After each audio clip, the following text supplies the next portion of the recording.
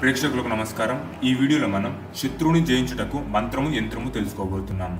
పూర్తి విషయంలోకి వెళ్లే ముందు ఈ ఛానల్ని సబ్స్క్రైబ్ చేయని వారు దయచేసి సబ్స్క్రైబ్ చేసుకోండి.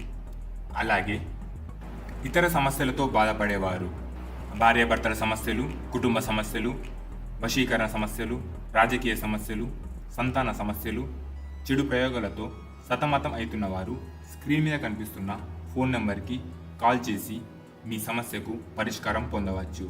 అలాగే ఇప్పుడు పూర్తి విషయంలోకి వచ్చినట్లయితే, మీకు కనిపిస్తున్న యంత్రము మరియు మంత్రము ఈ రెండింటిని మీరు దేవుని గదిలో ఆ యంత్రాన్ని ఒక తెల్ల కాగితం మీద రాసుకొని మీ మంత్రాన్ని 115 సార్లు జపించడం ద్వారా మీరు అనుకున్నది ఇలా చేయడం ద్వారా మీ శత్రువుని మీరు జయించుతారు. ధన్యవాదములు.